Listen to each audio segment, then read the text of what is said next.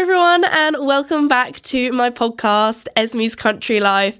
First off, I'd just like to apologise for how late this podcast is coming out.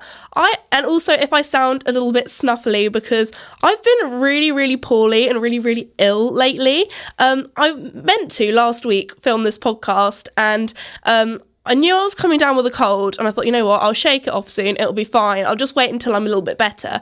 And then each day kind of went on, and I just got worse and worse, and it actually got to the point where I completely lost my voice. Today is one of the first days where I'm not coughing or sneezing every 5 minutes, so fingers crossed this all goes well, and that I seem well enough and I don't sound like an old man like I was a few days ago, because I feel like that probably wouldn't be the most sort of nice thing to listen to in your day-to-day. And also, hopefully I won't have to make a lot of cuts, because normally when I do my podcast, I literally just sit here for about 40 minutes and I chat away, and I probably only need to make, 4 or 5 cuts max. And I can imagine that if I just started like sneezing or coughing all the way through, that would be a pain to edit. But anyway, I'm feeling a lot better now. I don't know what it is, but recently my immune system has been really bad. I don't know if it's from like after the pandemic. I remember when I was in school, I would never get ill. Like I can probably remember all the days that I had off sick as a kid at school. And then obviously I think it's because at school you're mixing around with kids all the time. Your immune system, it kind of sees everything. You're with people. And I feel like my job now is totally different. Like I'm normally outside with the horses and not really with many people. So it's normally when I go away that I get ill. So I think I got ill probably from the plane journey, because obviously you're with a lot of people in a confined area. So recently, you probably heard from the last podcast, I've been in Dublin and Belfast for my book tour. So I've got 2 more days left on my book tour that I'm going to be doing. So once this podcast's out, I probably would have done the Piccadilly one in London, so that's quite good fun. But anyway, talking about Dublin, just thought I'd let you know that today's podcast is very kindly sponsored by the Dublin Horse Show. The Dublin Horse Show is taking place between the 9th and the 13th of August, and I'm going to be there on the Wednesday, Thursday and the Friday. Got to say, I think the Friday is probably my favourite day, because it's the Aga Khan. That's like the really big competition that it is very tense. That's the one that everybody wants to watch. Everybody is cheering on their favourite teams, so I'm really excited for that. I'm going to be doing meet and greets there too. Also, something that I can't believe I haven't even talked about yet is that this podcast is in number 1 in the UK in the leisure category. So first off, I've only done, this is my 3rd episode I'm filming. With only 2 episodes, you lot have made this podcast number 1. So thank you so much. That is honestly speechless when I first found that out, absolutely wild. So thank you so much. One of the reasons, it was actually quite funny when I was going through the categories for my podcast, because there were lots of different ones and it was really tricky to pick which sort of category to put it in. So I decided leisure was probably the best, because I'm talking about this, that and the other in the sort of country life, and I thought that's probably the best one to go for, because it's not really although I talk about horse stuff and that's the sport, I wouldn't really say it's under the sports category. It's not really under business or that kind of thing, so I thought leisure was the best. Also, going back to me being ill, I have just thought of a really funny story, because some of you might not know this, but both my parents, my dad doesn't anymore because he works for me full time, but both my parents as I was growing up, my mum still does, worked for the NHS, so worked in the sort of medical sector, doctors, that kind of thing. So growing up, that's probably one of the reasons why I never had a day off school, is because me and my brother, we could never pull a sick day, because my parents were like, girl, we know you're not ill. We've been to university and trained to know that you're pulling a sickie. So I had no excuse to have an ill day. Although my brother did try to pull sickie once, and this is such a funny story, because I remember, I think it was a day where my dad was at home and my brother was feeling not quite right at school. He probably just had the common cold, that kind of thing. Or he just had a headache or something, was like, I want to go home. So he said to his teacher he didn't feel well. And they were like, okay, we'll get your dad to come in, that kind of thing. My dad came in, full on doctor's briefcase, everything. Did a full examination on my brother and went to the teacher, nah, he's fine. He can stay in school. And they drove home. To be fair, the local like school that we went to was literally like a mile down the road, so it's not like it was a big drive for my dad to like come in and pick him up or anything. But yeah, my brother never tried to pull a sick day after that. I think like can't really remember many sick days I had. I remember, I think the whole time I was at primary school, I remember getting an award when I was in primary school because me and another kid were the only two kids that didn't have a single day off school in that whole year. I remember getting like a little teddy or something because I got the best like attendance or something. But yeah, no, I'm doing all right now. I'm over my cold, so hopefully my immune system does get a little bit better. And I think it's just when I see a lot of people all at once. So like whenever I go out to a city or a town, because I'm not used to seeing people living out in the sticks. But yeah, I'm feeling a lot better now, so that is good. So I thought I'd talk about some of the cool things that I've sort of been up to lately. One of the things, I did not know this existed until my boyfriend booked it, and that is we went dog swimming. That probably sounds really strange. So basically, there's this local place near to where I live, and it's on an industrial estate. It's in like this kind of unit, and basically you can take your dog swimming there. So I've talked about it in previous podcasts and videos and things that my boyfriend has a Labrador called Ruby. She is adorable, and being a lab, she does like water. Like she does, her favourite thing, if there's a muddy puddle, she will be like Peppa Pig. She will jump in there. She will get as dirty as possible. She does like swimming, but I've never seen her swim where her feet can't touch the ground. Like she loves jumping in rivers, and it's been like we've had a lot of floods lately where we are. Like there's just been water absolutely everywhere. All of the rivers have like burst their banks. So she had a whale of a time swimming. Well, I say swimming, kind of paddling in that water, having a lot of fun. But yeah, she's not very confident when she can't touch the bottom. So we thought, you know what? Found out about this dog swimming pool. Let's go there. So if you can imagine, I don't really know how big I'd describe the pool was. For me, standing up, it probably went like up to my shoulders, just below my shoulders.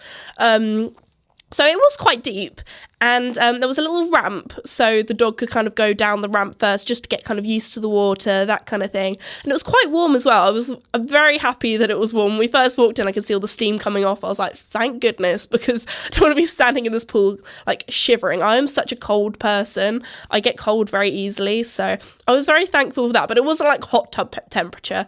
I'd say it's sort of the sort of warm that you would have to like wash your hands with. That's sort of not cold, not warm, just like in the middle. Anyway, so it was really cute. Ruby had a little life jacket, so we put that on her. And there was a lady there that was kind of like instructing us / I was going to say a doggy lifeguard. I don't think that's probably her official role. She like runs the pool and makes sure, you know, everyone's doing everything safely, that kind of thing.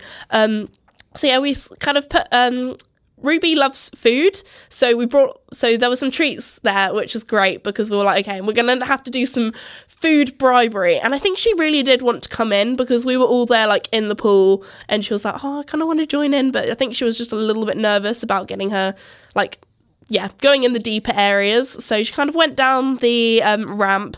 We bribed her with some food. There were lots of toys as well. And then she kind of got to the stage where she slowly kind of built up her confidence, got deeper down the ramp. And then because she had a little life jacket on, my boyfriend kind of was like, okay, well, I'll just kind of like hold her in the water and she can kind of like doggy paddle around.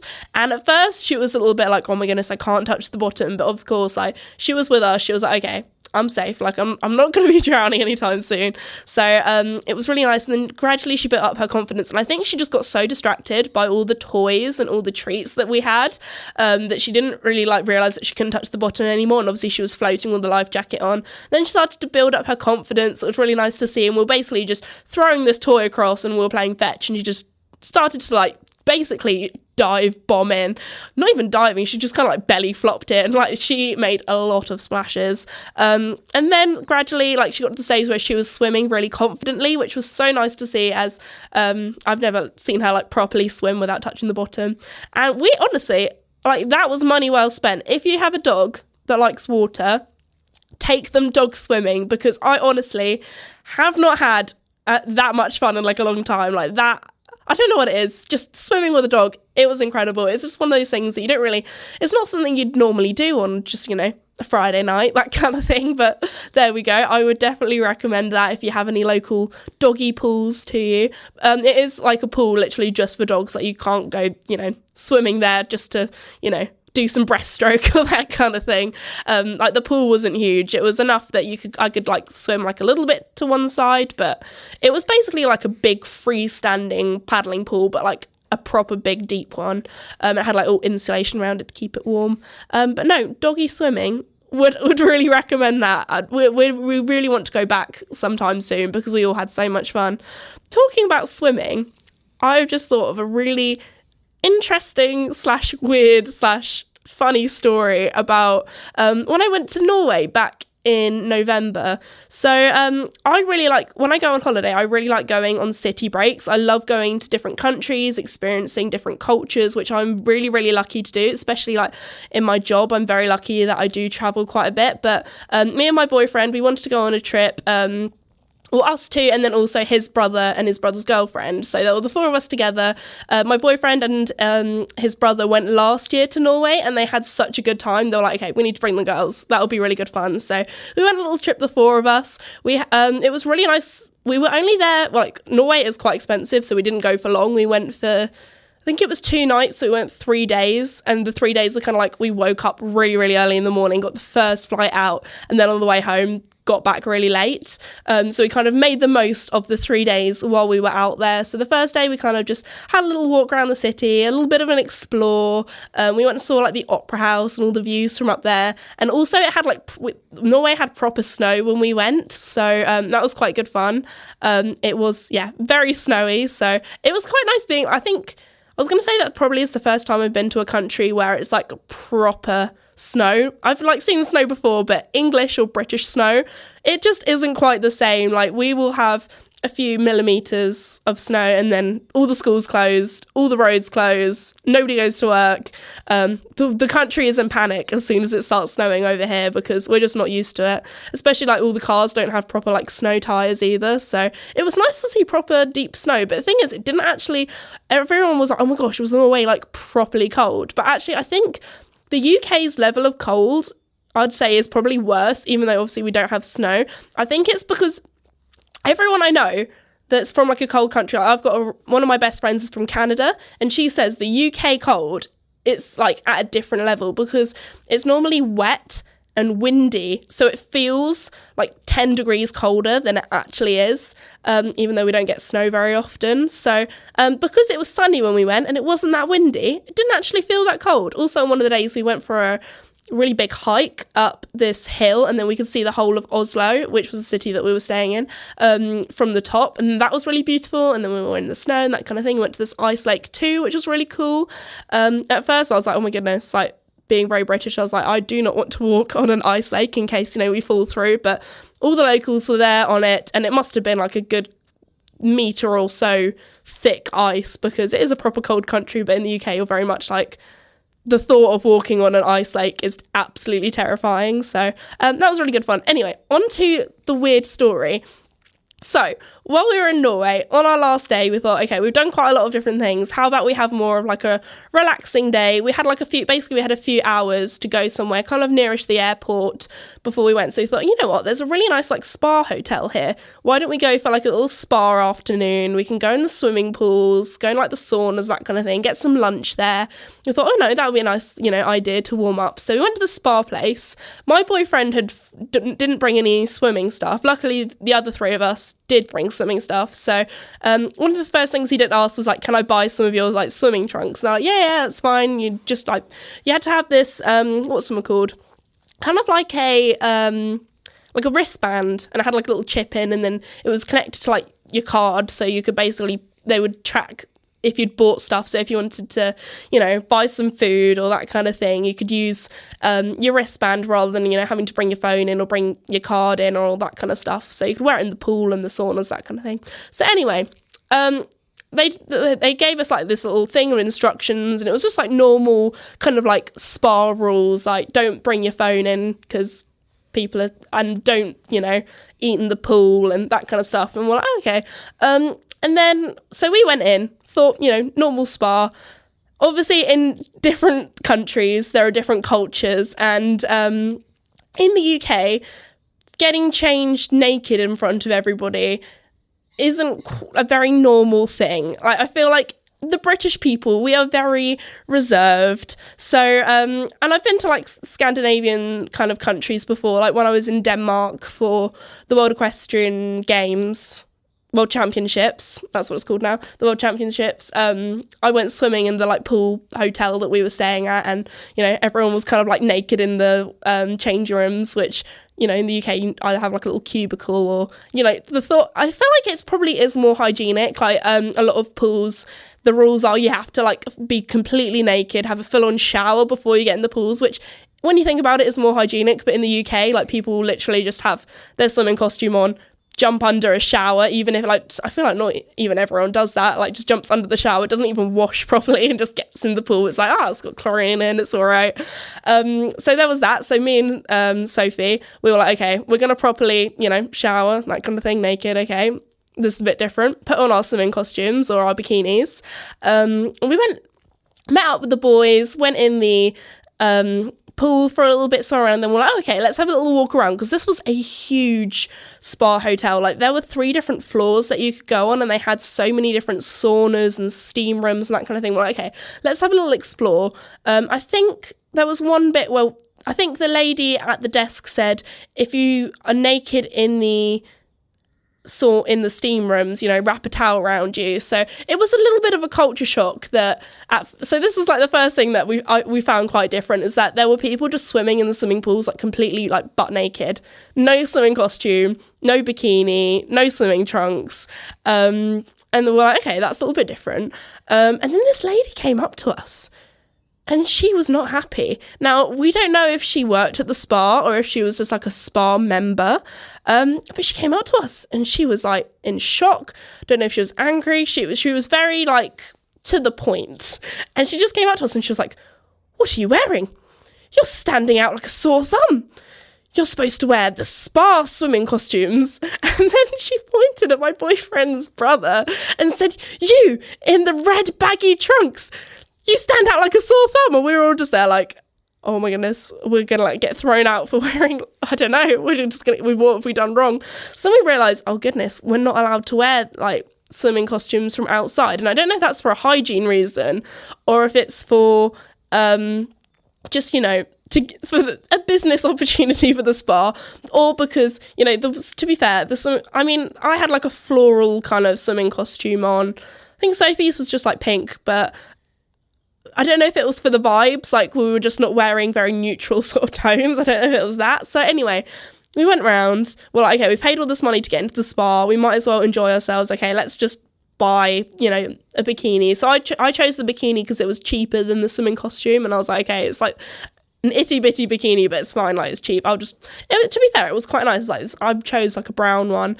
And then the boys, this was where it started to get a bit funny, because I feel like if you're from different cultures, like I know in France, like it's normal for people to wear Speedos or very like tight swimming trunks. In the UK, people literally wear like really baggy swimming trunks that look like shorts. So both of the boys wore these like super tight Speedos, and they weren't Speedos, but you know what I mean. And me and Sophie were wetting ourselves. We found it the funniest thing. And then it was even funnier. I think there was one that was like really tight that were kind of like boxers, which my boyfriend's brother had on. But then my boyfriend literally had ones that were like girl pants. That's the best way I can describe them. That like they were tight, like his bum cheeks were almost out. So that was very funny. And then we're like, okay, it's only up from here. We've got the right swimming costumes on. We're all good. We're not these like British tourists that are sticking out like a sore thumb. We'll try and blend in with the locals. So then we just went round to all the different steam rooms. Thought, okay, it's all good now. That I've got to say, it was probably the most amount of naked people I've ever seen. In the pool, I'd say probably about a third of people were naked. But in the steam rooms and the saunas, we were like, oh wow, everybody is butt naked. And then we found out, because I think this was actually somebody that worked in the spa. They came up to us and basically told us off because we were wearing swimming costumes in the steam rooms and in the sauna. And he was like, yeah, at our spa policy is you're not allowed to you have to be naked to be in the sauna or in the steam rooms. And that blew my mind because in the UK, that would probably be illegal. Like, can you imagine going down to your local Freedom Leisure? You've got Gary from down the road and he's just like butt naked in the pool. Like, I just can't imagine that. So as I said before, we were being very respectful. This is a different culture to what we're used to. Obviously, different things are normal. So we were like, me and Sophie were like, I don't want to see, maybe my future brother-in-law naked, or I don't want him to see me naked. So we were like, oh my gosh, what on earth do we do? So I think what we ended up doing was, because when you were in the sauna, a lot of people had towels down, because at first I was like, oh my gosh, is that unhygienic, being completely naked in a sauna or a steam room? And then I realised that everyone was sitting on towels, so me and Sophie just went in with towels around us, and the boys, it was a little bit easier because they could just wrap a towel around their waist. They don't have boobs. So anyway, we've enjoyed the rest of our spa time. Me and Sophie absolutely sweating while we were in the saunas and things with a towel around us or a robe around us.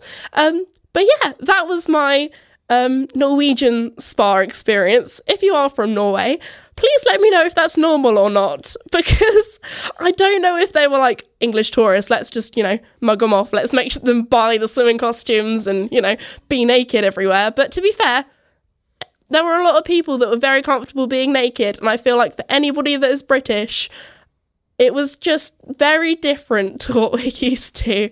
I don't think I've been to some spa hotels and some spa places in the UK on holiday, or as a little getaway kind of long weekend, and I don't think I've ever seen anyone naked at any of them. So that was my funny story, or my interesting story of my trip to Norway.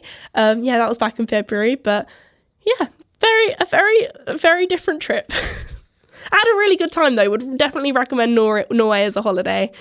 Also, one of the things that I really did like about Norway was or Oslo, because that's kind of basically the only area that we went to, was this city was so clean, especially compared to, UK cities. Also, there was some things that surprised me also with the culture. People would just leave their kids out in a pram, outside a shop, because it's a lot of this country is really safe.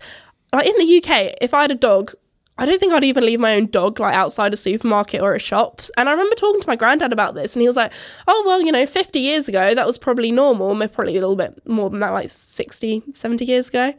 Basically, back in the 40s and 50s in the UK, that's what people would do. You just, leave your kid in a pram outside a shop. But you couldn't dream of doing that now over here.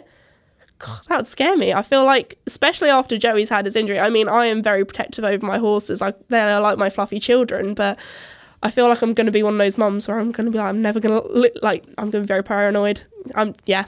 Could not imagine that ever. Another thing that's happening in my life, which is very exciting, is that I'm going to be moving back into the cottage. I was going to say finally, but I feel like everybody that I've talked to has been like, oh my goodness, you have done all that building work so quickly, which looking back on it, I probably have. Although it has felt like a very long process, because I went and viewed the house for the first time almost a year ago. It was end of April, beginning of May, I believe. I got my offer accepted beginning of May, so I think it must have been end of April. So yeah, it's coming up to a year now. As I said before previously, with the whole probate thing, I didn't get the keys until end of October. So the work really started November, and then fast forward, we've done a lot. The house has got a new roof. I've talked about all that, but yeah, the carpet is now down. I feel like having the carpet down has been the biggest difference. The house honestly feels like it's gone from building site to home really, really quickly. Also, just after having the roof done, I feel like that also made it feel a lot more homey, because it is a lot warmer now. If you watch my cottage renovation series videos, you'll see that in most of the clips, if I'm in the house, I had like a woolly hat on, I had a coat on, I had like multiple layers. Like even when I was doing stuff like painting, I felt like the Michelin Man. I had like a load of layers on. And then now, like I remember, as soon as the roof was done, painting in there, with all my layers on, thinking it was going to be cold because it was cold outside and we didn't have any heating on. Oh my gosh, I had to strip loads of these clothes off, I was sweating. So goes to show that insulation has made a huge difference. So it's scary to think how much like heat I would have lost, just through the roof. So if you are, going for a good old home renovation project, then I'd definitely recommend, if you have the budget for it, putting some insulation in, because that's probably going to save me quite a lot of money when it comes to, energy prices and things. Although I do have a wood burner, when that's running, it does get toasty. So I'm very lucky that the cottage has like a little bit of woodland down the bottom, so there's wood there. I mean, my parents have a lot of wood, so I can probably maybe steal a few logs or two from them. Although the previous owners did leave me quite a lot of wood, so thank you very much, previous owners. That was very sweet of them. Although they did move quite a way away, I don't think they probably would have wanted to haul all of that wood along with them, but there we go. Anyway, the carpet is down. So far upstairs, I've moved the bed that was downstairs, because I was living downstairs for a while because there was carpet moth. I didn't want to move any of my soft furnishings upstairs. So I've got a bed upstairs. I've got a bedside table, which isn't mine. That's actually my parents' that I'm stealing for a little bit or borrowing. And that's pretty much all that's upstairs. I mean, I've got the bathroom. That's all done, so that's really nice. So at the moment, I'm probably on the hunt for some furniture. I'm going to hopefully go to like some local charity shops and things and do some thrifting, because if you watched my tack room renovation series, you'll know that basically my tack room, when I did that all up, I bought loads of secondhand, maybe even third hand actually, because there was some pretty old furniture there, from a charity shop. And you know what? It's been serving me well. I've been using it well. And I feel like a lot of that sort of furniture that's maybe like old looking, I can probably, like, if I style it well, I can make it look really nice in the cottage. I've had this thing recently where I feel like no item, like if that's furniture or a piece of clothing, I don't think anything's like ugly. Like, when some people's like, oh my gosh, that thing there, like, that is ugly. Like, I just think, it's not in the right aesthetic. Like, so there are some things that will probably be in my home that will look a little bit old, a little bit cottagey. And in, like, a modern house, like, that would stick out like a sore thumb, like that lady was saying earlier. But I feel like if you style something right, or if it's with the right aesthetic, then I feel like, there are just some things that are meant to be with others, and you can really style it well. So that's what I'm going to do when I go thrifting. I'm going to go on I find it quite fun. I feel like I'm going on a treasure hunt. Like, you go through loads of different stuff, and then you find that one thing where your heart kind of goes like, oh my goodness, this is what I've been looking for so long that I never realised I knew that I wanted. But I don't know if anybody else is like that. I'm like that. When I go shopping, like, I'm kind of like meh, meh, meh, and then there's something and I'm just like, oh my goodness, I love it. I know some people will probably hate it, but for me, in my heart, I absolutely love it. So, I've been looking at some websites online that do like secondhand furniture, antique furniture, that kind of thing. So I've been looking around at that too. But I feel like also a lot of the stuff in charity shops is often like a darker wood. I feel like obviously you can paint things, but if it's like a really pretty dark wood, I don't really want to paint some things. I feel like some things just look better in the wood. Don't want to spoil it. But also in my house, like all the beams that we have, the structural beams, which, if you've been watching the series, you'll know that we have had a bit of a palaver with those, but they're all good now. The structural beams are actually doing their job, so my house isn't falling down. They're actually quite a dark wood, so I feel like if I did find, a very old chest of drawers that was like a dark wood that most people would probably look at and be like, that is a little bit ugly, that is not for me. I feel like if I style it correctly in the cottage, it could actually look very cute. So that's what I'm on the hunt for at the moment. Probably a little bit similar to my tack room, maybe not as oldie style as my tack room. I'll probably go for more of a cottagey look, but you never know. I have to wait and see what I find. So that's going really well. Also, I'm going to have to do a lot of measurements because the stairs, we had a bit of fun taking my bed up there. There was some little areas that we might have scratched the paintwork going up the stairs, which was not very good. But we did only end up doing one coat on the stairs in the end, or like the banister / paneling going up the stairs, not the actual stairs because that's carpeted, but we only did one layer in the end because the carpet man was supposed to come on a Friday and he came on a Tuesday and we hadn't painted that yet. So in a day we were like, quick, we need to paint everything. So I had a mad rush doing that. Very kindly had some help from my dad. So thank you very much, Dad. On his birthday as well, of all days, felt absolutely awful, but thank you very much appreciated. We got everything done in time for the carpet guy, so that was all good. Anyway, yeah, there are a few nicks or two, but it's fine. We need to do a second coat of that, so it's all good. And I probably won't do that second coat until I've moved quite a bit of the furniture up, especially my bed, which is still currently in my loft at my parents' house, which I think we're actually going to have to take it apart because the way my like corridor / stairs are in the cottage, it would be all right if the stairs would like directly... Oh, just tap the mic then. Sorry, little mic. Let me just leave that there. If I feel like I'm that person that will apologise to inanimate objects as if they are a person. But anyway, moving on. If the stairs were directly in line with where the door was, it would be a lot easier to get all the furniture in. But because, it's kind of like a metre across, you can't really there's not much of a turning circle. So, we've had some interesting times getting stuff up the stairs. Tell you what, going through this whole process, because I've never really actually moved house before. I don't know if I ever talked about that on my channel. I've literally lived in the same postcode my whole life until now. So the house that my parents live in, they actually built, and I think it was 2017 we moved in, and we literally moved across the road. There's like a house opposite, and that was my childhood home growing up. So it was quite easy when it came to move-in day. Or it was more of a move-in week. My parents decided to do it in half term, so me and my brother had the week off school so we could help them move stuff. And we literally just put everything in the back of the quad bike and moved it across the road. Like, it was very easy. So as a kid, I never really had the experience of moving house or the stress of that. And yeah, after going through this whole process, especially, having a cottage that you didn't really realise was falling apart, and now it is, but now it's not because it's back together again. It's all good.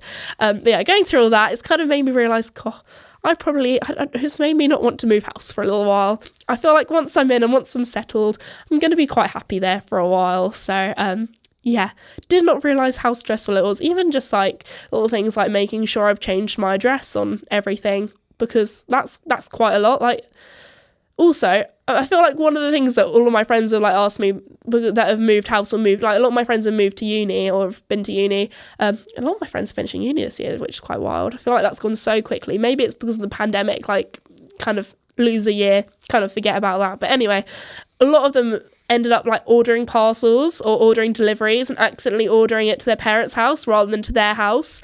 And the thing is, this sounds really bad, but I still order stuff to my parents' house. I don't think I've ordered a single thing to my house yet, apart from when I got my Wi-Fi, because I was like, I probably should order that to my house. So it's, anyway, so the Wi-Fi company knows that's where I live, kind of thing. But yeah, because I'm just here like quite a lot because this is where I work. There's always someone at home. My grandparents live next door, so if we're not in, then they're always in to collect a delivery. So it's just a little bit easier. So I haven't actually had that problem yet, or that struggle. So not really that much of a struggle, but yeah, there we go. I still order everything here. Sorry, Mum and Dad, for all of my... I don't actually order that much. Most of it is like work stuff. So yeah, my work stuff just comes here anyway. Also, can't believe I haven't brought this up yet, is one of my favourite pieces of furniture, probably because I haven't actually bought that much furniture yet, is one that I was going to say I've made. I definitely haven't made it. I've created it by getting lots of other people to make it for me. On my channel, I am very sort of DIY, as you've seen from the cottage renovation series. I've done a lot of stuff myself and a lot of things to save money, also to, show you guys that if I can do it, then you can too. But anyway, yeah, this one thing I was like, okay, this is like a little bit, I'm going to get a professional to do it. And that is my dining room table. Now, I wanted to, from the get-go, I was like, okay, I've got enough money in my budget that I can invest some money into this dining room table, because hopefully this table, it will outlast me. I wanted to get something high quality, because a dining room table, that is something you use multiple times a day. Like, you know, you have your breakfast there, you have your lunch there, you have your dinner there. So I wanted something quite high quality, and I was like, okay, I'm going to look online, look at some nice furniture places, and it was quite a lot of money. I was like, okay, but it's going to be all right, it's going to be investment. And then we came up with the idea when I went to the sawmill to get all my bits of wood for like my mantelpiece and the structural beams. How about I get a piece and make it into a table? And it actually ended up way cheaper than you'd think, and way cheaper than those fancier dining room tables that I saw online. And I love it because it's unique to me. Like, I'm literally probably the only person that has a table like this, because it's from a beech tree, and this beech tree was absolutely huge. Apparently it came down, it was falling down / needed chopping down near a local school to where I live, and so that was only from, you know, the wood's only from a few miles away. And then got a guy like 3 miles away to sand it down and professionally varnish it. There's a few little cracks in there, so he's put some black resin in, so it doesn't actually look like it's got resin in, which is great. He's done a really good job of it. And then another guy a few miles down the road has made some metal kind of, they look like X's, and they're kind of the legs for the table. So when you think about the amount of mileage that, you know, my tables had to be made, it's much better for the environment.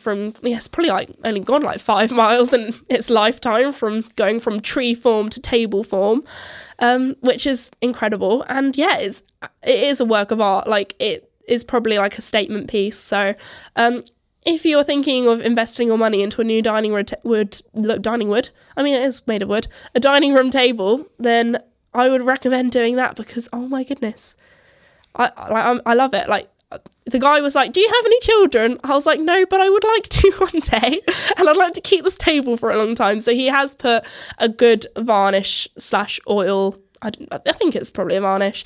I always get that mixed up. I did that once in one of my episodes, and I was like, I've just called it varnish when it's actually oil. Oh goodness, people are going to think I'm stupid. Anyway, he's put something very protective on the wood, so hopefully, you know, if somebody, you know, spills a tea or coffee on it, then it's not going to be a disaster, because I don't want to put like a tablecloth on it, because it's so beautiful. I feel like that's just going to be, you know, a waste. So yeah, there we go. My dining room table I'm very excited for. So when that cottage renovation episode's out, I really hope you enjoy it and can appreciate the beauty, because I'll probably just be sitting there eating my dinner, and I'll just be looking at all the little curly-whirly kind of knots and things in the wood. But I feel like probably today I've talked enough. I feel like I just sit here and I just ramble and have a good old chat with you guys. It really does feel like I'm with like a friend on FaceTime. So I really hope you enjoyed today's episode of Esme's Country Life. Thank you again to the Dublin Horse Show for sponsoring today's podcast. I really hope you enjoyed it. Thank you so much. And yeah, thank you again for making it number 1 in the UK leisure category. Still absolutely wild, especially as, you know, this is only my 3rd episode. But yeah, thank you very much. And again, apologies, this episode was a little bit late. I'm feeling a lot better now. Normally with like YouTube videos, I'm very good at making sure that even if I am ill, I have like a few videos that need editing, so I'm always good. But obviously this is a little bit new for me. I haven't sort of stacked up my podcast episodes or pre-filmed any in case something like this happens where I'm ill, or there's a major traumatic event in my life where I'm just unable to film or that kind of thing or record. But yeah, anyway, hope you enjoyed it, and I'll see you all next time. Bye.